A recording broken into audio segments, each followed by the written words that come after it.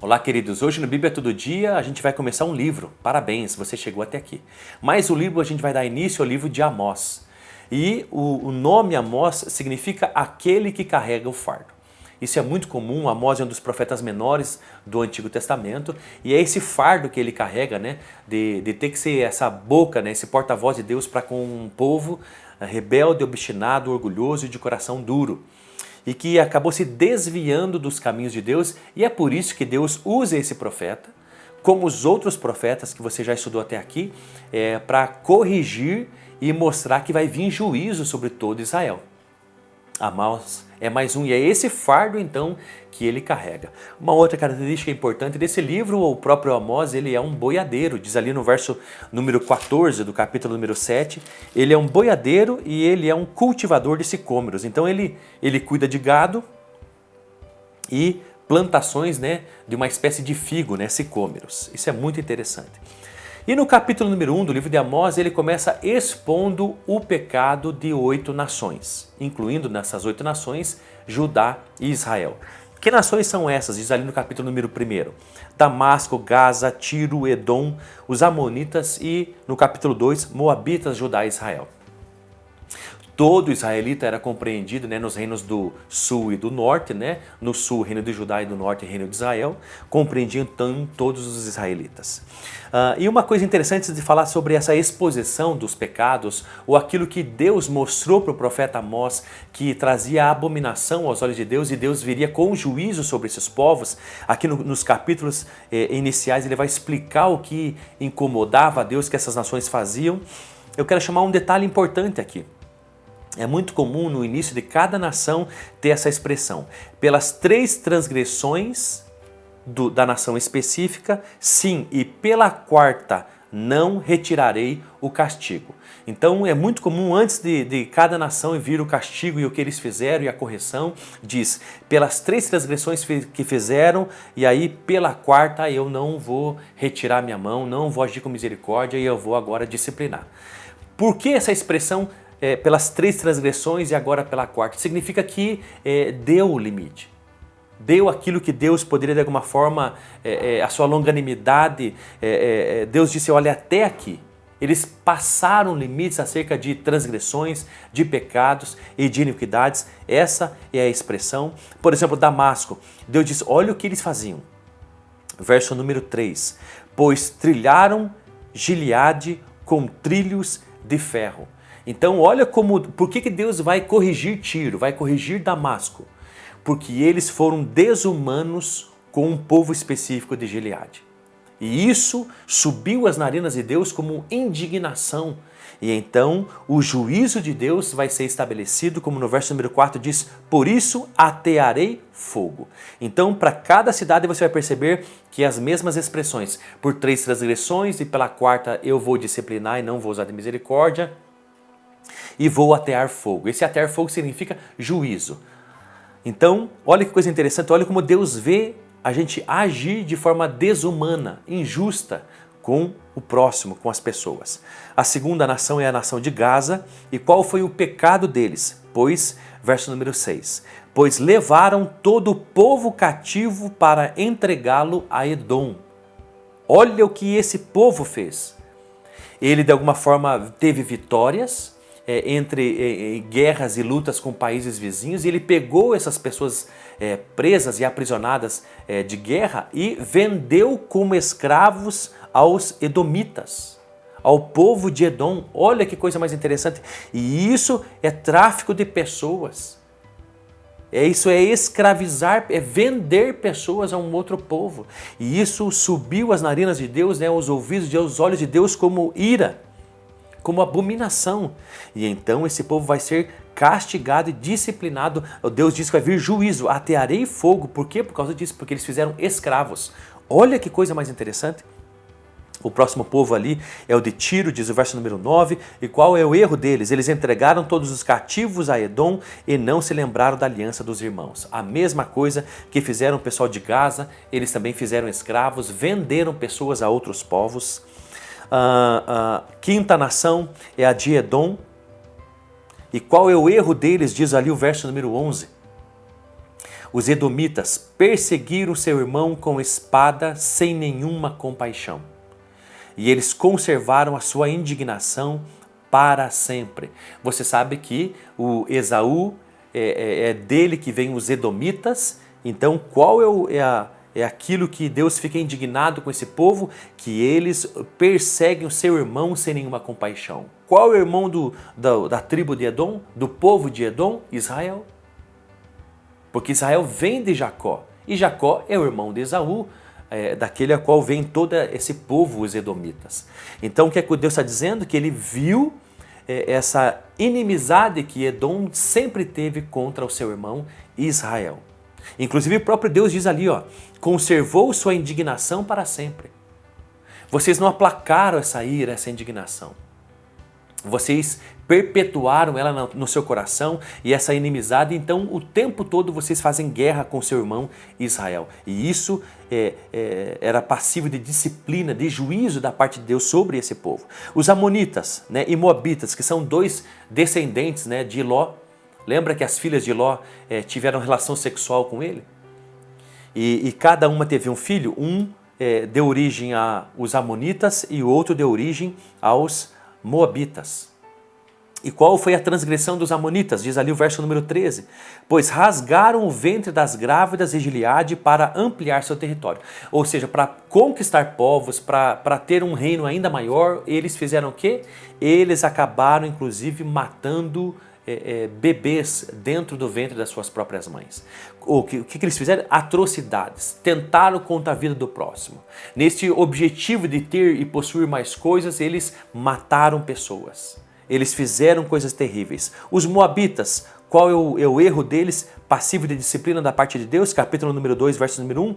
Queimou os ossos do rei de Edom até reduzi-los a cinza. Talvez isso aqui faça referência a 2 Reis, capítulo número 3, verso número 27. Aonde o próprio rei dos moabitas, ele está em guerra contra Israel. E ele nos muros, nas muralhas do castelo, ele queima o seu filho vivo. Ele queima o seu filho vivo em idolatria ao seu Deus para que então obtesse vitória sobre os seus inimigos. Aqui na época era Israel, 2 Reis capítulo número 3, verso número 27. Olha que coisa interessante. Se você olhar isso na história lá em 2 Reis capítulo 3, verso número 27, você vai perceber que houve uma indignação muito grande no coração de todo Israel, que eles pararam de guerrear e foram embora. Não é porque eles tiveram medo daquilo que o rei dos moabitas fez, mas eles ficaram tão indignados do rei queimar vivo o próprio filho, com o intuito de ganhar a guerra, dando aos seus deuses, dessa forma, sacrificando o próprio filho, que eles pararam na hora, eles ficaram aterrorizados com aquilo. E eles foram embora. Eles foram embora, mas Deus não deixou de ver tudo aquilo e a disciplina de Deus vai acontecer. Deus está dizendo que vai disciplinar os moabitas por causa disso. Daquele rei que queimou vivo seu filho diante de uma guerra daquilo que ele queria possuir e ter, e por isso ele queimou seu próprio filho em sacrifício. Judá, qual é o erro de Judá? Diz o capítulo 2, verso número 4.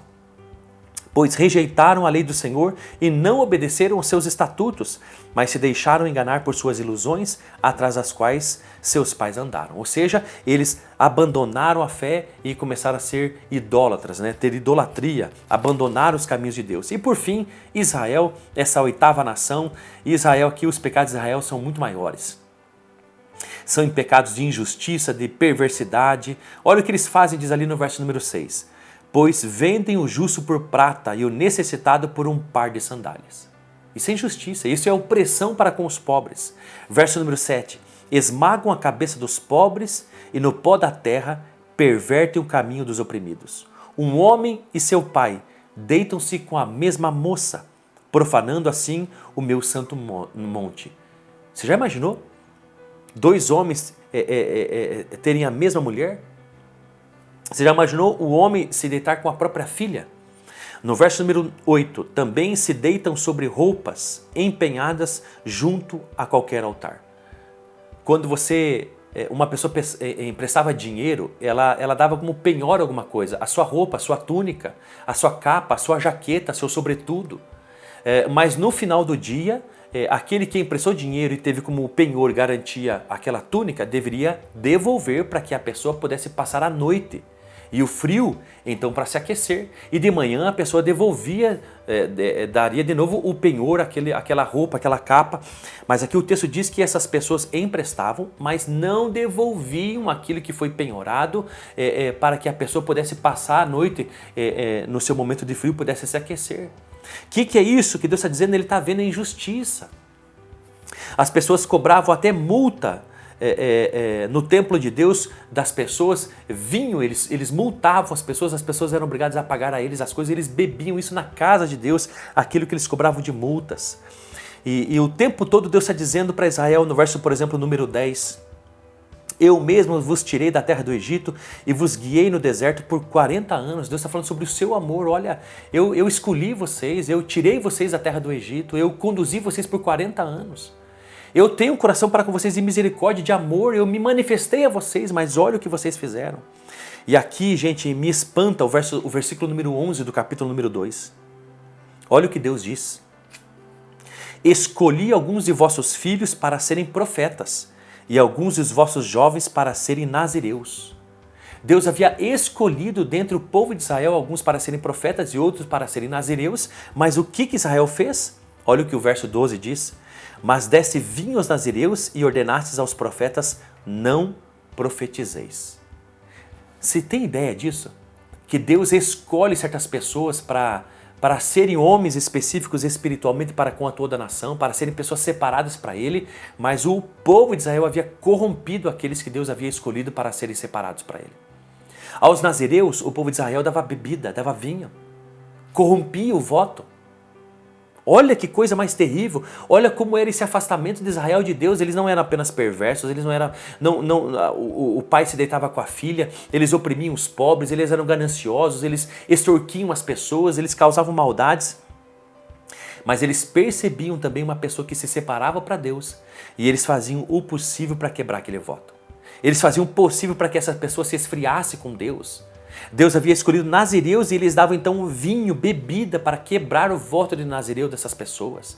E aos profetas eles diziam, não profetize sobre nós. O que é isso? É um completo desprezo pelas coisas de Deus, pela palavra de Deus, pela vida espiritual, pelos mandamentos de Deus, pela santidade. Olha que coisa mais impressionante. E por isso Deus está dizendo que vai vir o juízo e não vai adiantar fugir. Não vai adiantar lutar, não vai adiantar fugir, não vai adiantar, vocês não vão se salvar. Como diz o verso número 16, último versículo do capítulo 2. Naquele dia, o mais corajoso entre os guerreiros fugirá nu, diz o Senhor. Não vai ter escapatória. E eu faço uma aplicação. Como tem sido eu e você? Quais são os pecados que a gente possa estar cometendo, que isso chega às narinas de Deus como algo, um cheiro horrível, terrível? Será que nós somos pessoas que de alguma forma, como os povos do capítulo número 1, né, que somos desumanos com alguém, com um filho, com uma pessoa especial da família, talvez deficiente físico, talvez deficiente mental? Como é que a gente tem sido? Será que a gente tem sido desumano com alguém? Será que tem faltado humanidade nossa para com qualquer pessoa? Saiba de uma coisa, não importa se você concorda ou não com alguma pessoa, o que ela faz, você tem que tratar ela de forma digna. É assim que pensa as coisas de Deus e a palavra de Deus e os estatutos e mandamentos de Deus. Será que por ganância e por território maior a gente tira vidas? Será que porque de alguma forma a gente tem indignação para sempre e uma ira que nunca termina e nunca acaba e uma ofensa? Será que a gente está em guerra com alguém e essa guerra não cessa, nunca chegamos a uma pacificação, a uma reconciliação? Será que a gente tem alguém como escravo? Será que a gente tem um funcionário e paga tão pouco ele de forma injusta? Talvez a gente não tenha mais escravos, isso já acabou faz tempo. Mas será que a gente paga aos nossos funcionários uma pessoa, uma diarista, uma empregada, ou alguma coisa que a gente sabe que é injusto? Então a gente precisa olhar para essas coisas, como que a gente tem vivido, porque esse é o reino de Deus. O reino de Deus não é apenas de salvação para com o ser humano, mas é um agir de forma correta aos olhos de Deus. E é isso que se diz muito no capítulo número 1 e no capítulo número 2. E por fim o capítulo número 3, então, ó israelitas, é um chamado a Israel. E é isso que vai permear toda essa carta, né, desse profeta menor, um chamado à nação de Israel. Deus diz no verso número 2, eu te escolhi. De todas as famílias da terra, escolhi somente a vós, portanto eu vou punir todas as vossas maldades. Sabe que Deus nos escolheu. E sabe que vai vir disciplina caso a gente não ande por essas coisas. Por quê? Porque nós fomos escolhidos, porque é uma manifestação de Deus maior para com aqueles, com o seu povo, do que para aqueles que não são. Por isso que vai ser uma cobrança maior do povo de Deus. E aí a Bíblia diz, né, andarão duas pessoas juntas se não estiverem de acordo, diz o verso número 3. O leão rugirá no bosque, fala sobre essa boca de Deus. Verso número 7, né, o capítulo número 3 é o chamado de Israel. No verso número 7 é o chamado a Amós, esse chamado de profeta. Certamente o Senhor Deus não fará coisa alguma sem a revelar nos seus servos, os profetas. Depois Deus vai chamar algumas testemunhas, como diz o verso número 9. Essas testemunhas são Asdod e o próprio Egito. Deus vai vir com disciplina sobre Israel e ele vai chamar inclusive testemunhas para testemunhar essa disciplina que Deus, esse juízo que Deus então vai estabelecer. E esse juízo é correto e certo, como diz o verso número 11. Portanto, o Senhor Deus diz. Então vai vir juízo. E Deus vai julgar, como diz o verso número 14, pois no dia em que eu punir as transgressões de Israel, também castigarei os altares de Betel. Isso é uma coisa importante, porque Deus vai, além de castigar o povo, disciplinar o povo, corrigir o povo, Deus também vai passar com fogo sobre a terra, onde há vários altares de idolatria a deuses que não são deuses. Há imagens de esculturas, então não só o povo vai ser disciplinado, mas a própria terra vai ser de alguma forma destruída, que assim é uma forma de Deus destruir esses altares a demônios, né, a ídolos, e por fim é assim que acaba então o capítulo número 3, último versículo diz, derrubarei a casa de inverno, juntamente com a casa de verão, as casas de marfim, e desfarão as mansões, serão destruídas, diz o Senhor. Num tempo de fome do povo, há mansões, a casa de verão, a casa de inferno e a casa de marfim. O que significa isso? Que uma parcela do povo está desfrutando do bom e do melhor e outra parcela não tem o que comer. Aos olhos de Deus isso é injustiça. E tome cuidado com todo e qualquer tipo de injustiça na sua vida e no seu estilo de vida, porque Deus abomina esse tipo de coisa. Deus te abençoe muito, ore por essas coisas, gaste um tempo na presença de Deus e que Deus possa continuar ministrando no seu coração em nome de Jesus.